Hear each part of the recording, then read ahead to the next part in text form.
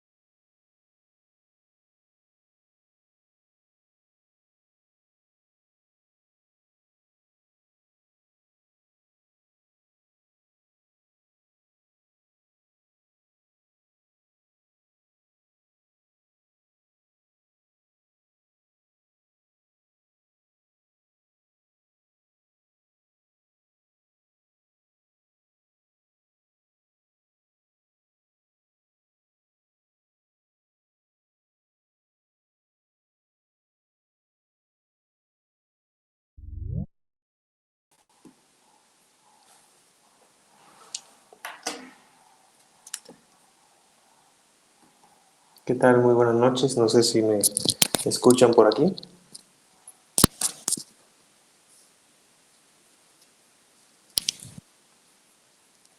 Sí, profesor, buenas noches. ¿Qué tal? Muy buenas noches. Muy bien, veo que ya está iniciada la grabación. Si les parece, muy buenas noches a todas y a todos. Espero que estén muy bien. Y si les parece, podemos iniciar con la sesión del día de hoy de Derecho Internacional Privado. Creo que es una materia sumamente interesante.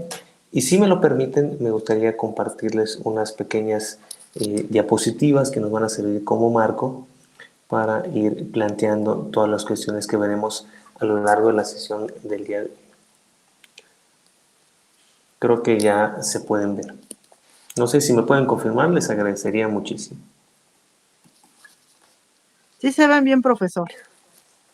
Muchas gracias. Muy bien, entonces vamos a iniciar con esta clase, con esta sesión de Derecho Internacional Privado. Y como decía, me gustaría plantear de cierta forma uno de los objetivos que vamos a ver, ¿no? Yo creo que uno de los objetivos principales viene con la comprensión, con el entendimiento de qué nos referimos con el derecho internacional privado, conocer el concepto, las fuentes, el ámbito de aplicación, qué nos referimos como la cooperación internacional, la cooperación procesal y los puntos de nacionalidad y extranjería. En este sentido he dividido y me gustaría llevar la siguiente como ruta que vamos a tener a lo largo de esta sesión y donde el objetivo, lo reitero, pues tiene que ver con conocer cómo se pueden resolver estas relaciones privadas y que en ocasiones tienen elementos extranjeros, ¿no? Sabemos, todas y todos estamos muy acostumbrados a que existe el sistema al que pertenecemos, este sistema mexicano, sistema de derecho mexicano, y muchas de las cuestiones que vemos pues tienen que ver dentro de él. Sin embargo, desde una perspectiva que año con año ha ido creciendo y donde han entrado otros términos como puede ser la gobernanza, como puede ser los problemas que sabemos y que cada vez van rebasando fronteras, esto lo podemos observar desde la parte, por ejemplo, de la pandemia, como esta cuestión pues rebasó muchísimas fronteras y donde cuestiones, por ejemplo, como la prevención o programas internacionales de protección, tan es así que hasta la misma creación de la vacuna pues tuvo un entorno internacional, una colaboración internacional. En este sentido, me gustaría llevar la clase en los siguientes puntos. Por un lado, conocer el concepto y cuál es el objeto del derecho internacional privado.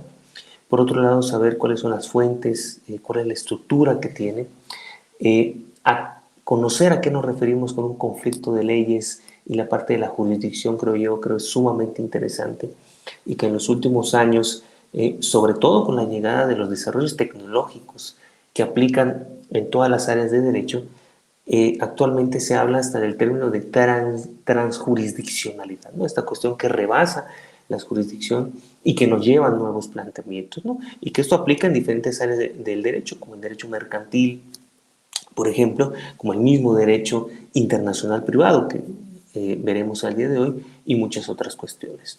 Por otro punto, me gustaría también tocar todo lo referente a la parte de la nacionalidad, la extranjería y los ámbitos de aplicación.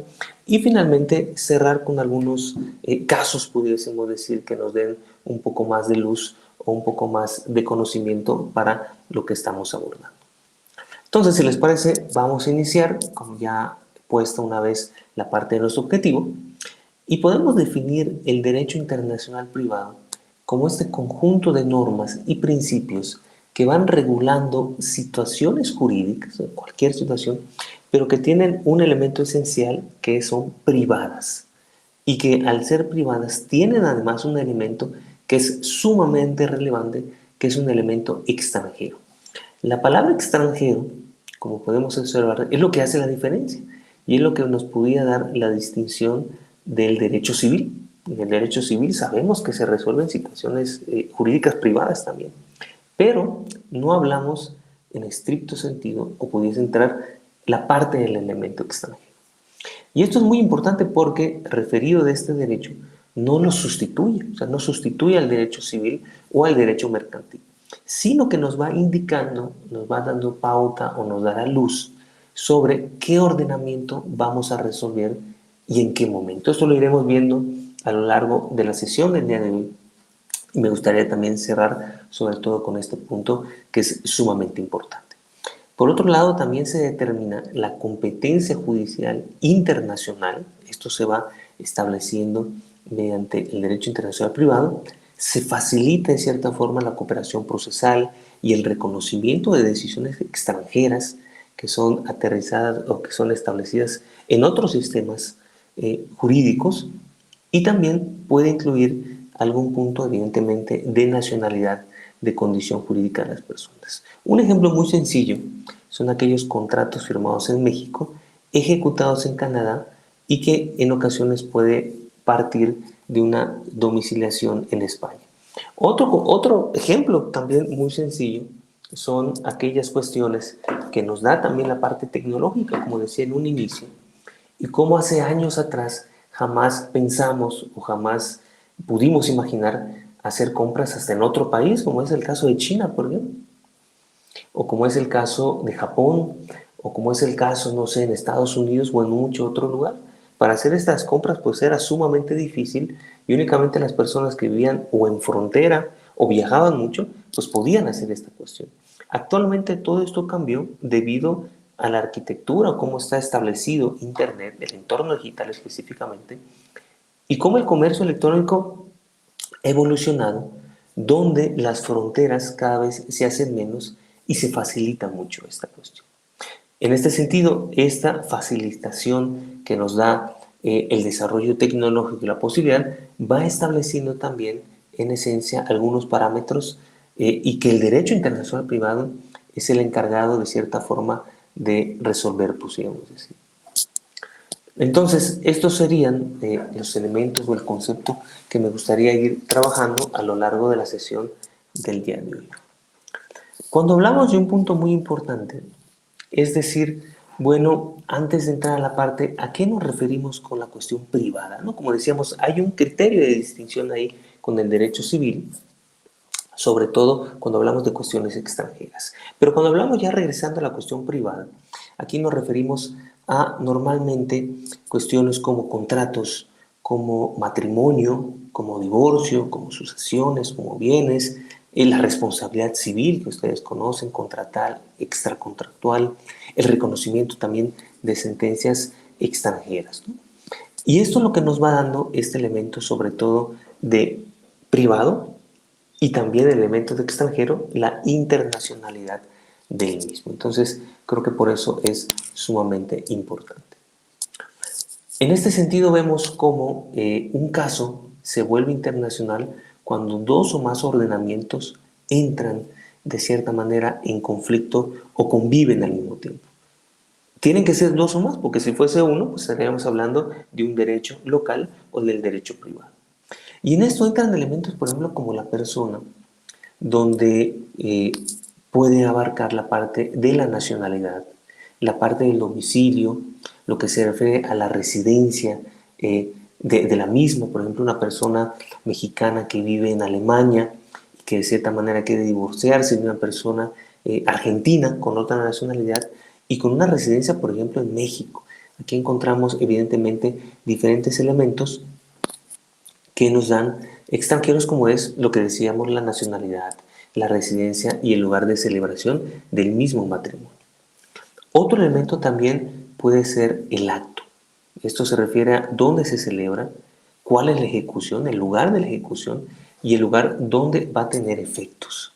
En este sentido puede entrar también el medio de celebración, como si fue, por ejemplo, en una plataforma digital, como decíamos el caso del comercio electrónico, cuando alguna persona hace una compra, por ejemplo, en Amazon, en eBay o en alguno de estos servicios.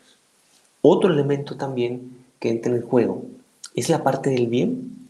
Y aquí podemos hablar sobre el lugar donde se ubica este bien, la ubicación, el registro del mismo, o sea, el lugar donde se ha registrado, el lugar donde cuenta la persona con una cuenta bancaria, por ejemplo, o el lugar donde se utiliza este bien. O sea, fíjense cómo estos elementos o cada uno de estos elementos tiene diferentes variables que se pueden aplicar o pueden aterrizar en diferentes tipos de casos. Un ejemplo, hablando de los bienes, pues pudiese ser una persona extranjera que quiere vender una casa ubicada en México, por ejemplo, y en que la persona viva fuera del país, el inmueble está en territorio mexicano y en este sentido es el punto de conexión o el punto importante. Esto lo podemos vincular un poco con lo que se conoce actualmente y que lo define la ley del notariado para la Ciudad de México en la reforma del 4 de noviembre, si no estoy mal, del 2021, y es la famosa actuación digital notarial. Muchas leyes notariales de las diferentes entidades de la República establecen esta actuación digital notarial que en palabras más o palabras menos se refiere a la función notarial, pero en el entorno digital, y donde entran otros elementos como el archivo electrónico, como el mismo protocolo digital. Y el ejemplo, regresando a esta parte de los bienes o regresando a esta cuestión en el punto de conexión, es como se habla de la competencia. Sabemos que las personas que son notarios, que son fedatarios, tienen una competencia en la entidad federativa. Sin embargo, cuando entra el elemento de Internet, existen otros sistemas jurídicos, como es el caso de Brasil, donde se acepta que una persona pueda conformar una compraventa, por ejemplo, estando en otro país, que la compraventa se lleva a cabo en Brasil. Esto efectivamente, desde el entorno digital notarial, no se acepta, porque es sumamente en contra de lo que dicta, por ejemplo, la parte de la competencia, o sobre todo que un notario que sea, por ejemplo, de Yucatán, de donde yo soy, o que sea de Quintana Roo, pues pueda celebrar o efectuar una compraventa y que ésta sea en la Ciudad de México, por ejemplo, porque el bien se encuentra en la Ciudad de México. A esto nos referimos con la parte sobre todo de la jurisdicción. Y para que esto pueda suceder en algún punto, pues tendría que venir de cierta forma pues una reforma constitucional, donde se establezcan o se cambien los parámetros de las mismas leyes del notariado, que haya una especie de armonización entre las y los notarios y cambiaría pues hasta el mismo sistema o la misma función. A esto nos referimos con la parte de bien. Ahora bien, cuando hablamos de la cuestión del proceso, aquí entran otros elementos importantes, como son el tribunal, si es uno extranjero, si es uno local, la notificación que se lleva en algún país, si hay obtención de pruebas, por ejemplo, en el extranjero, cuáles son estas pruebas, cómo son, o si hay una sentencia que se dicta fuera de nuestro país, o sea, fuera de nuestro entorno. Un ejemplo muy sencillo pudiese ser una sentencia de divorcio que se dicta en España y que quiere producir efectos en México para actualizar el estado civil de alguna persona. Algo muy importante es que sin el elemento extranjero, como decíamos, no hay un problema de derecho internacional privado. Esto es sumamente clave, lo reitero, aunque parezco perico, como dicen, repitiéndolo, pero es algo sumamente importante porque es el elemento clave o esencial para que se lleve a cabo esta cuestión. Muy bien, entonces, algo clave también es la estructura que va a tener el derecho internacional privado. Ya vimos su concepto, ya vimos los elementos que lo conforman, pero ¿cuál es esta estructura o cómo lo podemos ver desde una visión en el entorno clásico mexicano? Tiene diferentes rubros. Por un lado, podemos analizar lo que se refiere al conflicto de la ley. Cuando hablamos de conflicto de leyes, que es anteriormente el derecho internacional privado se le llamaba derecho conflictual, porque no es que hubiese tenido más elemento internacional o más elemento privado, sino que son ambos los que entran en esta discusión. Entonces, la pregunta del conflicto de leyes es ¿qué derecho se debe aplicar? Y aquí puede entrar diferentes visiones, una visión amplia, y podemos entrar en el caso, por ejemplo, una pareja que se casa en Francia, vive en México y se quiere divorciar en México. Y aquí puede surgir la pregunta, bueno, ¿se aplica el derecho francés? ¿Se aplica el derecho mexicano? Vamos a ver, como decíamos, poco a poco, y un primer punto sería la cuestión de la jurisdicción. Pero esto lo iremos viendo paso a paso. Entonces, el primer elemento es la cuestión del conflicto de las leyes. El segundo tiene que ver con el conflicto de jurisdicción. Por un lado, ¿qué derecho se aplica? Hablando de leyes, pero por otro lado, ¿qué tribunal es el que debe conocer del caso concreto? Entonces, la segunda pregunta, supongamos una empresa mexicana que demanda una empresa estadounidense y donde dice debe conocer un tribunal mexicano o estadounidense el tribunal pactado en el contrato. Hay un caso muy sonado actualmente que es el de Urlich contra Google, donde se afecta sobre todo la imagen personal, un derecho a la personalidad, la imagen personal de una persona, porque en aquel entonces Google publicó en su buscador por otra persona, no esto Google lo haya publicado, pero otra persona, él fungiendo como un intermediario de Internet, una persona publica una serie de imágenes o libros que eran totalmente falsos y que afectaban la imagen personal y la reputación de este abogado que se llamaba Urlich. Uno de los puntos, uno de los argumentos que dio Google en su momento y que después fue refutado, era que no tenía un espacio físico en nuestro país y que al no tener eso y el servicio ser desde Estados Unidos para promover el juicio, la persona afectada, que era este abogado, tenía que viajar a Estados Unidos para promover el juicio en San Francisco. Y una de las cuestiones que dijo el Tribunal Mexicano en su momento fue todo lo contrario. Hay una oficina que se establece en Montes Urales, aquí en la Ciudad de México, con un edificio físico y con personas que trabajan ahí, y que a pesar de estar afuera, en la central, pudiésemos decir, principal de Google, había un servicio que se estaba ofreciendo en nuestro país. Y solo por el hecho de ofrecer un servicio con nuestro país, ya podía entrar en esta jurisdicción. Lo que queremos decir es que ya podía conocer un tribunal local este caso. A esto nos referimos con esta cuestión de conflicto de jurisdicción. Otro punto importante es la parte de la cooperación procesal. Esto es algo sumamente relevante. Y se refiere a, bueno, cómo se ayuda entre autoridades que son de distintos países para que un proceso pueda avanzar o puede llegar a buen puerto o se pueda llegar a justicia. Pues sabemos que la parte principal es eso, el acceso también a la justicia.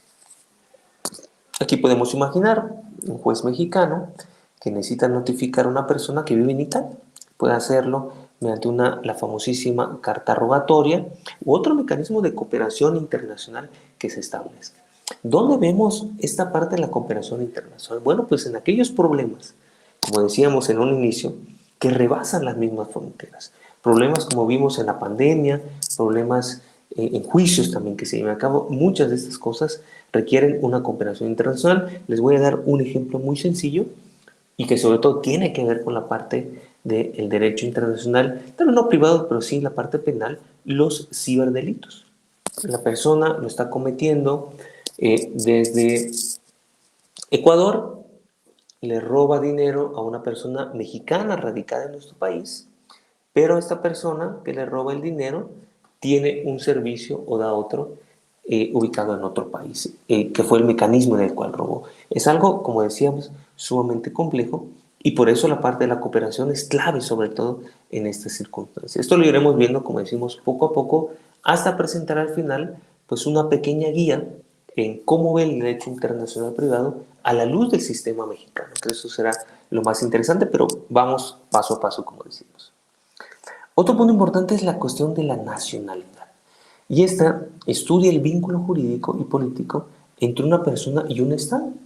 El hecho de que uno sea nacional, una cuestión, bueno, pues ya se arma este vínculo. Una persona extranjera tiene derechos humanos en México. Esto no es una limitante. Y es una persona que se encuentra en prisión, tiene también derechos humanos. Está limitado del derecho al libre tránsito, por ejemplo, en muchos otros, pero hasta la Corte ha dictado y ha señalado que tiene derecho hasta a votar, por ejemplo. Entonces es algo también sumamente importante.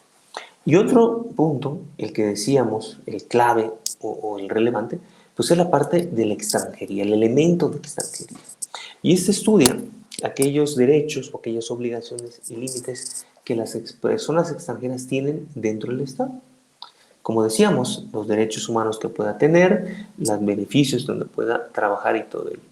Esto lo vemos muchas veces, o seguro lo han escuchado, en la parte sobre todo de las personas migrantes que se encuentran en frontera y cómo son privadas muchas veces. Uno, seguro no me dejará mentir, una persona que viaja, llega a la frontera de Tijuana y lo primero que te hacen, además de revisarte por diferentes filtros ahí o diferentes escáneres, pues es presentar tu INE, ¿no? Desde hacen ahí algún filtro, pero pues sin que tenga alguna competencia o esto sea totalmente en contra de los derechos humanos. Es algo también muy importante. Entonces, el primer paso, como decíamos, es identificar la competencia que se tiene, después determinar la ley que se va a aplicar y finalmente se busca la eficacia práctica en la decisión que va a tomar. Esto lo iremos explicando poco a poco y continuamos también con la parte de las fuentes. Como decíamos, es importante también conocer pues, cuáles son estas fuentes del derecho internacional. Esta la podemos dividir desde la doctrina en 3 puntos. Por un lado tenemos las fuentes internas, pues sería las fuentes dentro del sistema jurídico mexicano, sistema mexicano que todas y todos conocemos, y aquí está pues la Constitución como la norma suprema, como la Carta Magna. Tenemos los diferentes códigos civiles, códigos procesales, Código Civil Federal, códigos procesales también, el Código de Comercio, la Ley de Nacionalidad, la Ley de Migración y efectivamente pues la jurisprudencia que se ha establecido y los mismos precedentes. Esto es algo también importante. Por otro lado tenemos las fuentes convencionales y aquí nos referimos, bueno, pues a los tratados internacionales. ¿Cuáles son? Bueno, pues tenemos la Convención de la Haya, la Convención Interamericana. Sabemos que México, a pesar de tener nuestro sistema jurídico mexicano, pertenecemos al sistema interamericano. Entonces esto nos obliga también a llevar o a respetar. Y en cuestión interna también de jerarquía, por ejemplo, normativo o aplicación de la ley, no solo está nuestra norma suprema, sino en este bloque de constitucionalidad y de respeto a los derechos humanos, entran también aquellos derechos humanos que se establecen en tratados internacionales de los cuales México es parte y hay una obligación también de respetarlo. Y todavía aún este control difuso que tienen tanto las personas operadoras jurídicas, que esto cambió también en la reforma de derechos humanos del 2011, donde antes el control era concentrado, pero ahora es difuso, donde tienen la obligación de analizar y de revisar si la norma o la ley aplicada va en contra de derechos humanos y de la misma Constitución. Entonces, esto solo para el caso particular, efectivamente. Entonces, toda esta cuestión entra no solo en la parte interna, sino también en las convenciones, como íbamos diciendo, aquellos instrumentos de derecho uniforme que se necesitan. Y por otro lado también tenemos fuentes extranjeras o fuentes materiales, donde podemos ubicar el derecho extranjero aplicable, como vemos si entra en algún conflicto, si puede aplicar alguna jurisprudencia extranjera, si hay doctrina especializada, también los usos mercantiles, los principios Itinidad y la lex mercantoria, si ese es el caso que estamos analizando de la parte mercantil. Un ejemplo pudiese ser un contrato internacional, por ejemplo, de compraventa, donde las partes pueden incorporar principios de comercio internacionales para interpretar obligaciones, incumplimientos y estándares de buena fe. ¿Qué cuestión se puede resolver también o nos puede servir de ejemplo para darnos luz? Algo muy interesante que se establece sobre todo hablando y retomando la parte de plataformas digitales es como estas plataformas que utilizamos, que si bien dan un servicio en México, ya sea de reparto, ya sea de compraventa, ya sea de difusión, de diversión, de lo que nosotros queramos, establecen mecanismos internos de solución de conflictos también muy interesantes. Si una persona, por ejemplo, olvida algún producto o algo en algún Uber, por un hecho, pues es muy fácil en ocasiones también contactar a la persona, localizar y hacer la solicitud.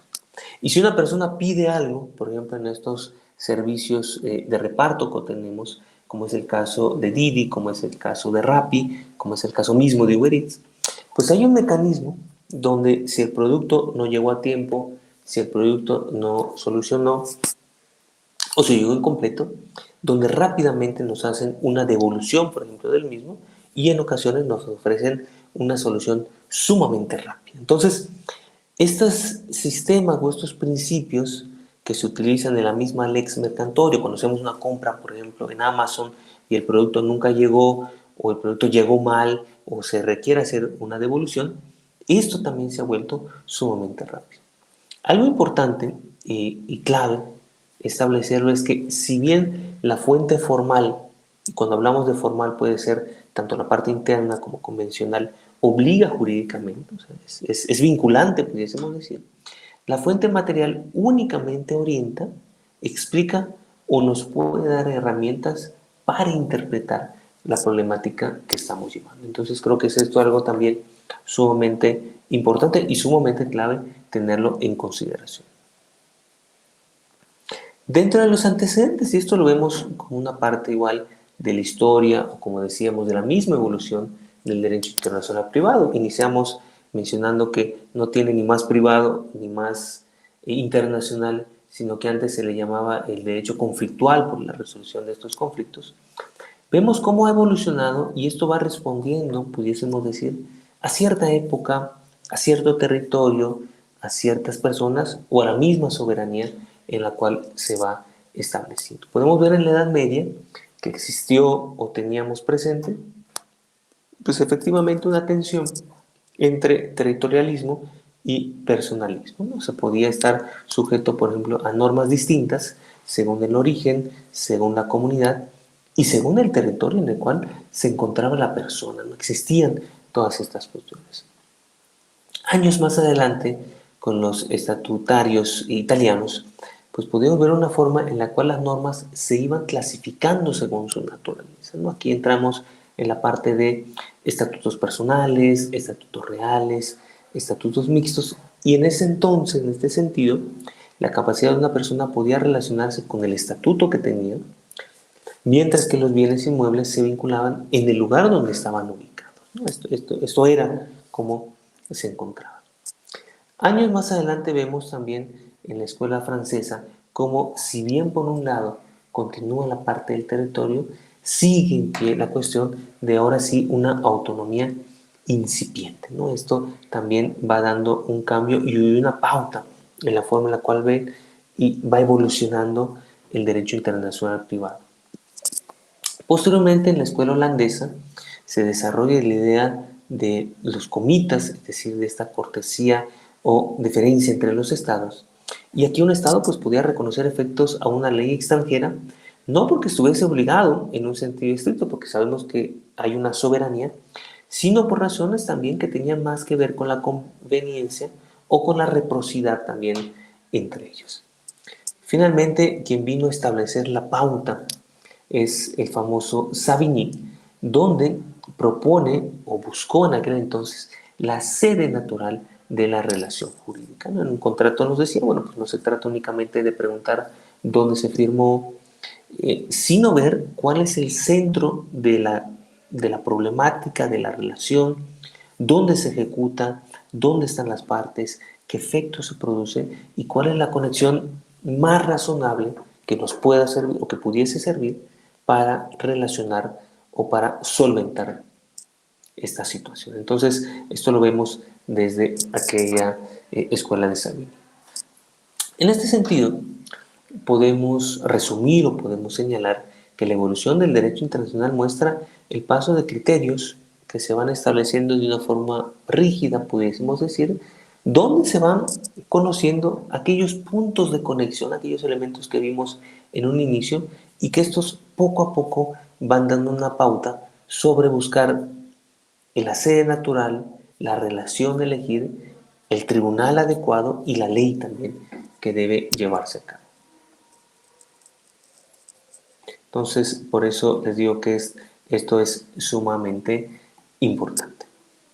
Más adelante podemos observar un poco la parte de la norma en conflicto, ¿no? ¿Cuál es esta autonomía básica y cómo se debe poder resolver esta cuestión, como decíamos, ¿no? La forma adecuada de resolver todo ello?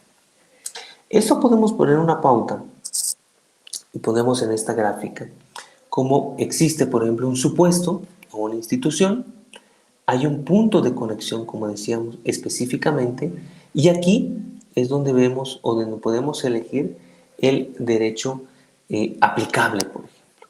En este supuesto o en esta institución entra la capacidad, entra la forma del acto y entra el bien, si es el caso, algún bien inmueble. Aquí, por ejemplo, si tomamos como referencia el Código Civil Federal, los diferentes artículos, el 2, el 13, el 14 y el 15, El 12 nos establece una regla de territorio. Nos dice, bueno, las leyes mexicanas rigen a todas las personas que se encuentren en este territorio nacional, salvo los casos, fíjense cómo lo pone esta salvedad, los casos en que proceda a aplicar el derecho extranjero o los tratados internacionales. En caso, pues, es una persona extranjera que celebra un contrato en México, normalmente queda sujeto, pues, a la norma o la jurisdicción mexicana.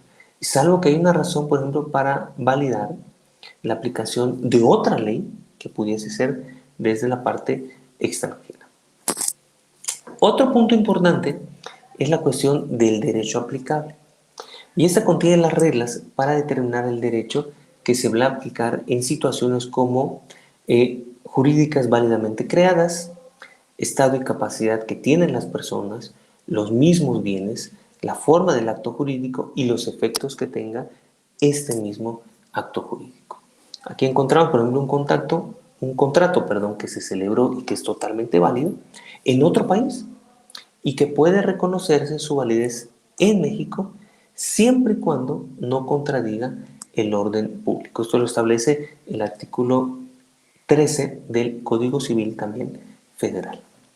Por otro lado tenemos el artículo 14, que a diferencia de los anteriores, de la parte de la regla territorial y el derecho aplicable, siempre hablando del Código Civil Federal, nos establece la aplicación del derecho extranjero. Así nos da la pauta sobre ello. Nos dice cuándo debe aplicarse el derecho extranjero. El juez, la persona juzgadora, debe analizar el texto, la vigencia, el sentido, el alcance, el posible reenvío, o sea, si es que hay que regresar, y una armonización con el derecho mexicano. Si un juez en México debe aplicar el derecho español en un contrato, no basta con mencionar aplica el derecho español, sino debe conocer su contenido, la vigencia y la interpretación. Esto es muy importante y sobre todo lo podemos ver haciendo el comparativo con el derecho español en cuestiones, como decíamos, evidentemente civiles. Esto se ve en el caso, por ejemplo, de testamentos de una persona en México que haya hecho o que haya realizado su testamento en España, por ejemplo. Puede haber un reconocimiento también del mismo en territorio mexicano siempre y cuando llevemos a cabo estas diferentes pautas o estos mismos reconocimientos hasta por un notario, por ejemplo, aquí en nuestro país. De ahí surgen, por ejemplo, estas relaciones y cómo lo que nace como un conflicto, poco a poco estableciendo estos diferentes filtros, se va solucionando. Por otro lado, decíamos, debe haber un punto de conexión. Este punto puede ser el domicilio, el lugar de celebración o la ubicación. Y para ello, al final del día, va a haber un derecho aplicable también, que puede ser la ley del domicilio, la ley del lugar donde se llevó a cabo el acto, o la lex rei sitia, que es decir, donde se encuentra la cosa.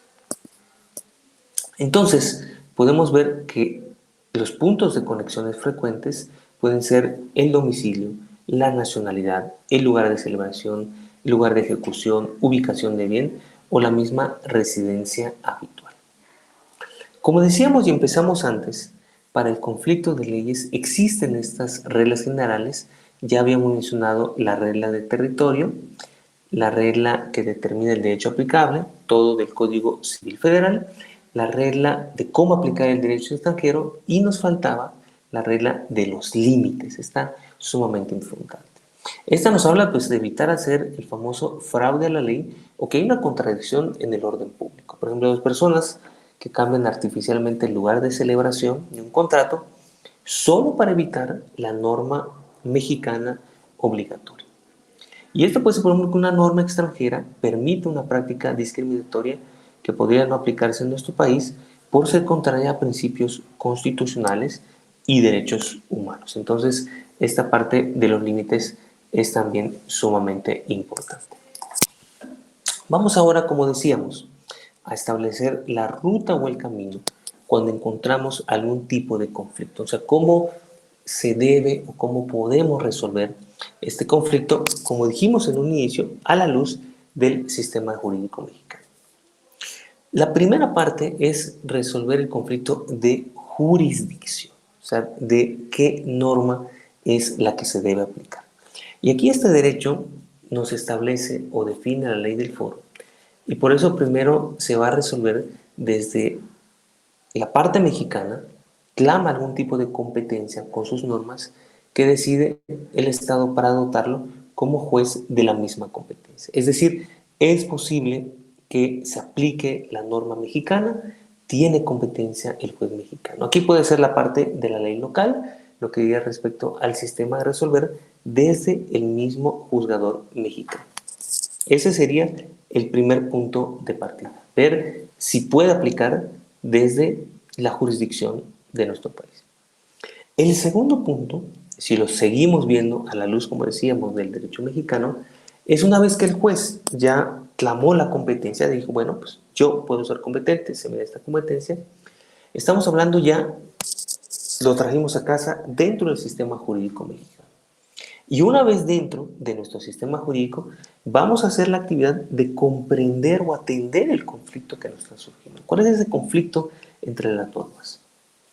Puede ser la norma conflictual mexicana, que vaya de este mismo derecho internacional privado, y el juez, el juzgador, la persona juzgadora, elige si va a ser la norma mexicana o si puede también aplicar la norma extranjera. Aquí tiene esta posibilidad, sí, solo sí, anteriormente, como decíamos, ya clamó o ya pidió esta competencia que se le da. Entonces, una vez que se elija el derecho mexicano o el derecho sustantivo extranjero en su momento, va a resolver el juez también desde esta perspectiva. Y dos, bueno, ¿qué pasa si los dos jueces resuelven? O sea, ¿qué pasa si hay un mismo sentido? Debemos ver entonces dónde se quiere ejecutar. Si bien los dos pueden resolver, tal vez en el mismo sentido, evidentemente solo uno es el que podrá ejecutar la sanción o la decisión que se esté tomando. Esto sería, pudiésemos decir, el punto de partida o el camino a seguir desde la luz del derecho o del sistema jurídico, perdón, mejor dicho, mexicano. Continuamos entonces, y como vimos en el caso anterior, bueno, ¿qué pasa cuando aplicamos o hay una aplicación del derecho extranjero? Evidentemente, si se va a aplicar el derecho local, pues ya estamos, ahora sí como quien dice, desde casa, pero ¿qué pasa cuando jugamos desde fuera? Por un lado, y muy importante, paso uno, es identificar el texto y la vigencia que tiene esto. Esto creo que es algo sumamente importante, ver cuál es el texto, ver si está vigente esto y conocer esta cuestión. Paso 2 se refiere a comprender el sentido y el alcance que puede tener esto, ¿no? Esto es algo también sumamente importante, hasta dónde podemos o hasta dónde podemos llegar desde esta perspectiva. Paso 2, usar fuentes del sistema extranjero, si es posible, ya vimos cuáles son las fuentes o qué posibilidad nos da también esto. Como decíamos, muchas veces son cuestiones materiales no vinculantes, pero sí nos pueden servir como una guía o como darnos algún tipo de pauta para resolver esto. Paso 4, valorar el reenvío o la cuestión incidental, ¿no? O sea, si es el caso, regresarlo, o sea, si el caso se puede hacer, o si no, continuar. O paso 5, excluir algún fraude o algún orden público. Como decíamos, esto es algo sumamente importante. Y esto no solo lo vemos en la parte de derecho internacional privado, lo vemos también en la cuestión fiscal, con lo que conocido como el evitar o cómo se hacen estos famosos paraísos fiscales, cómo se van creando otras cuestiones. Esto es algo también sumamente interesante. Para llevar a cabo esta labor desde esta perspectiva, la persona, el operador jurídico, la persona operadora, puede servirse de varias cuestiones. Una pudiese ser, bueno, pues apoyarse en peritajes, información oficial, la misma cooperación internacional o prueba aportada por las partes también. Otro punto, la aplicación no es automática. Debe haber, de cierta forma, una armonización con los principios del foro, que los iremos viendo en unos instantes. Y por otro lado, también el orden público internacional funciona igual como un límite excepcional a lo que estamos viendo, a la regla. Cuando hay un conflicto de jurisdicción, como decíamos, puede aplicar esta cuestión. No quiere decir que siempre haya uno realmente. Como dijimos, esto se puede ir solucionando conformando el expertise y dando las pautas o siguiendo estos filtros que ya vimos. Pero cuando existe uno, por ejemplo, cada juez decide si tiene competencia conforme a las propias reglas. Entonces, antes de decidir qué ley se debe aplicar, hay que determinar, como decíamos, qué tribunal es el que puede conocer. Y para eso se establecen estos diferentes principios de los foros. Por un lado tenemos el foro general, donde normalmente se relaciona con el domicilio de la persona que es demandada. Por otro lado tenemos el foro especial, que este tiene que ver con materias específicas como contrato, como daños, como familia o como bienes. Un ejemplo pudiese ser un incumplimiento de un contrato que ocurrió en México, puede haber un foro especial mexicano también para resolverlo. Por otro lado tenemos el foro exclusivo, que esto nos habla de inmuebles o materias que son totalmente reservadas, por ejemplo, un litigio sobre una causa ubicada en México, pero que normalmente los tribunales mexicanos tienen una conexión fuerte para conocer evidentemente del asunto, ¿no? Hay una relación o hay un vínculo muy fuerte, como decíamos anteriormente, el caso de los notarios, ¿no? Pues para cualquier compraventa o cuestión en un inmueble establecido en la Ciudad de México, pues tiene que ser un notario de la Ciudad de México que tenga su patente aquí y que esto la misma ley de notariado para la Ciudad de México lo establece, o sea, ya está establecido o ya está aterrizado. Y por otro lado, la misma elección del foro, bueno, pues aquellos pactos que establecen o que se pueden dar entre los mismos tribunales, donde se van resolviendo la controversia, especialmente, sobre todo, cuando se refiere a contratos que son internacionales.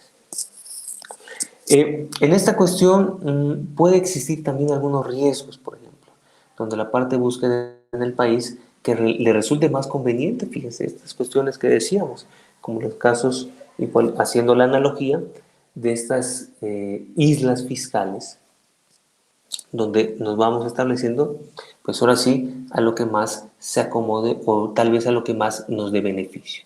Y eso no debería de ser así, sino a donde se deba resolver el problema estableciendo los mecanismos que hoy conocemos de derecho internacional privado. Otro punto clave es la cuestión de la cooperación internacional. Esto ya lo vimos, se puede servir el operador jurídico de una cooperación internacional. Y esto es cuando hay efectos también, o puede producir efectos en otro estado, evidentemente. ¿Cuáles son estos elementos, cuáles son estas herramientas que se tienen? Bueno, por un lado tenemos la carta rogatoria, que esta solicita una autoridad judicial a otra autoridad extranjera para practicar una diligencia, por ejemplo, sumamente importante. El ejemplo clásico, un juez mexicano que pide a una autoridad francesa que notifique una demanda a una persona que vive en París, por ejemplo. Se puede dar también. Otro, la parte de las notificaciones internacionales, permite comunicar actos procesales a personas ubicadas en otro país. Una persona demandada que vive en Canadá y debe ser notificada formalmente para respetar sus derechos y su defensa. Un ejemplo también. Otra, la parte de obtención de pruebas. Puede requerirse apoyo para obtener documentos, testimonios, informes a otro país. Un ejemplo, una empresa mexicana que necesita probar que una mercancía fue entregada en Colombia. Eso también puede ser otro caso. El exequatur, por ejemplo, el procedimiento para reconocer o ejecutar una sentencia extranjera, ya hablamos de la parte de la ejecución. Como decíamos anteriormente, si dos jueces son los que deciden, solo uno es el que podrá ejecutar. Y otro punto importante, pues la famosísima apostilla, que sirve para autenticar firma y calidad de la autoridad de un documento público. Un acta de nacimiento que se expide en España se apostilla para que pueda presentarse ante una autoridad mexicana. También algo sumamente importante. Otra cuestión clave lo vemos desde la nacionalidad, como decíamos, y la cuestión de la extranjería. En cuanto a la nacionalidad, esto nos preguntamos, bueno, ¿cómo se vincula una persona con un Estado? Si es nacionalidad, tenemos el vínculo jurídico político entre persona y Estado. México reconoce la nacionalidad por nacimiento y por naturalización.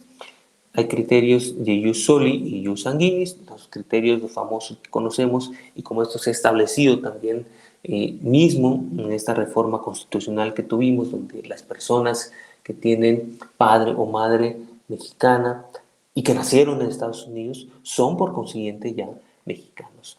Y la doble nacionalidad que genera efectos y límites para ciertos cargos. Por otro lado, la extranjería nos establece, bueno, personas que no poseen la calidad mexicana, derechos y obligaciones dentro del territorio mexicano, calidades migratorias, visitante, residente temporal, residente permanente, y los límites constitucionales y legales a ciertos derechos o actividades. Esto es algo también sumamente importante. Creo que bloqueé mi cámara, perdón, una disculpa. Otro punto, el ámbito de aplicación. Bueno, sabemos igual que el derecho internacional privado atraviesa por diferentes ramas de, ya lo vimos, el derecho privado o problemas contemporáneos. ¿Cuáles son estas ramas con las que se puede relacionar? Como decíamos, no es ni tan privado ni tan internacional. Bueno, pues puede ser la parte mercantil, contratos, arbitraje, comercio, puede ser el mismo derecho familiar, como decíamos en un inicio, matrimonio, divorcio, alimentos, adopción, la parte de bienes, inmuebles, derechos reales, arrendamientos, la misma parte de migración, estancia, residencia, condición, la propiedad intelectual en cuanto a marcas, derecho de autor, los datos y la tecnología. Esto, sobre todo, en los últimos años ha tenido un impacto sumamente clave en cuestión de plataformas, eh, todo lo que se refiere a Big Data y el ejemplo que decíamos, sobre todo de ciberseguridad. ¿Dónde lo podemos aterrizar? Bueno, pues hasta en la misma protección de datos personales, como muchas veces nuestros datos los creamos estando en México, pero estos se albergan en la nube en otro país, por ejemplo, en otro lugar específicamente y a muchos kilómetros, ¿no? ¿Cuáles son estas normas o estas reglas de defensa y cómo se pueden resolver estos conflictos, los mismos derechos ARCO, desde la perspectiva del derecho internacional privado? Otro es los derechos humanos, bueno, pues tienen que ver también con la migración, con las infancias, con el mismo acceso a la justicia y también la parte de las sentencias extranjeras, ¿no? El reconocimiento, la ejecución, el exequatur que decíamos. Entonces, después de haber abordado o conocido lo anterior, pues sabemos que tiene mucha relación con todas estas áreas del derecho, prácticamente así como la cuestión de los derechos humanos, esta transversalidad o el mismo tecnología, que actualmente todas las ramas del derecho tienen una relación con la parte tecnológica y que esto se ha adaptado en muchas circunstancias como, no sé, por ejemplo, el derecho notarial, que decíamos que tiene relación con la actuación digital notarial, el derecho penal con la ciberseguridad, el derecho civil con el entorno digital. Esto también lo podemos observar en muchos otros aspectos sumamente interesantes, ¿no? Entonces, esto lo vemos. No sé si alguien creo que tiene activado su micrófono, le pedimos nada más si lo puede desactivar. Un segundo. A ver aquí. Creo que ya. Muchísimas gracias. Entonces, el derecho internacional pues surge como esta herramienta de coordinación jurídica para el tráfico internacional. Pueden ser personas, bienes, actos, decisiones, todo lo que tenga o estos elementos que se conocen. Finalmente, cerrando ya la parte como de mapa de problemas, pues podemos ver que la pregunta cambia según el tipo de conflicto. Si es de competencia, ¿qué tribunal conoce? Si es sobre jurisdicción, sobre ley, perdón, de jurisdicción, ¿qué tribunal conoce? Si es sobre la norma, ¿qué derecho material se va a resolver? Si es una calificación, ¿cómo se clasifica la institución? Si hay reenvío, ¿se aplica solo derecho sustantivo o también la parte conflictual? Si es solo el mismo orden público, ¿debo excluir la norma extranjera? O si es sobre reconocimiento, puede tener efectos una decisión extranjera sobre un caso en México, por ejemplo. Esto es algo también sumamente interesante. Los ámbitos de aplicación, pues ya los vimos y vamos a proponer o vamos a establecer pues un caso, ahora sí, para aterrizar todas nuestras ideas, ¿no? Supongamos que una empresa mexicana y una empresa española celebran un contrato en línea, ¿no? La entrega se va a hacer en Colombia, pactan tribunales en la Ciudad de México, pero no eligen la ley aplicable. Surge un incumplimiento, pasa una problemática ahí. Uno, nos podemos preguntar qué elemento extranjero existe. Dos, puede conocer el operador jurídico mexicano. 3, qué importancia tiene el pacto del foro. 4, qué punto de conexión parece relevante. Y 5, bueno, pues cuáles pueden ser los límites o cuál puede ser la conexión. Tratamos de contestar estas preguntas que decíamos. 1, pues bueno, pues elemento extranjero activa el análisis internacional privado. La competencia judicial se revisa antes que el fondo. La norma de conflicto usa puntos de conexión para la ley aplicable. El derecho extranjero puede aplicarse, pero con límites. Y la nacionalidad y la extranjería. Y ya resolviendo esta cuestión, pues vemos toda la parte de la empresa mexicana, se analiza también la empresa española, serían los elementos, la entrega, la posible cuestión y todo eso.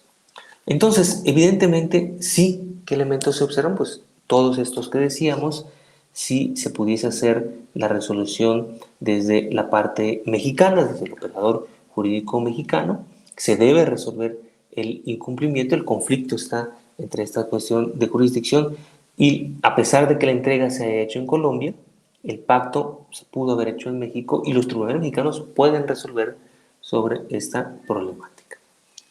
Entonces, vámonos ya a manera de cierre para establecer 5 puntos, yo diría que son sumamente importantes, sumamente relevantes, para conocer esta cuestión y ya para tenerlo como manera de conclusión. 5 ideas yo creo que hay que recordar que son clave. Por un lado, el derecho internacional privado regula las relaciones privadas con elementos extranjeros. Esto es lo segundo.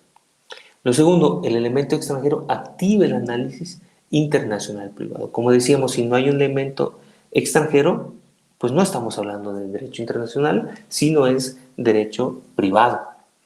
3, se analiza la jurisdicción y después la ley aplicable. Primero, ¿quién tiene esta cuestión? O sea, ¿qué tribunal puede resolver? Y después, ¿qué ley se va a aplicar ya que el tribunal, sepamos, se haya conocido o haya promulgado, por ejemplo, si es el caso de México? Cuarto, la norma de conflicto no resuelve el fondo, sino que señala qué derecho debe resolver. Y tercero, el derecho extranjero puede aplicarse en ocasiones, pero tiene límites también. Hay que evitar, como decíamos, el fraude a la ley y el orden público. Muy bien, entonces, por mi parte sería todo. Espero que haya quedado claro esta parte. Es un poco complejo, como decíamos, sobre todo por los casos, en cómo se van aterrizando y todo, pero como siempre quedamos abiertos a cualquier pregunta o cualquier duda que tenga.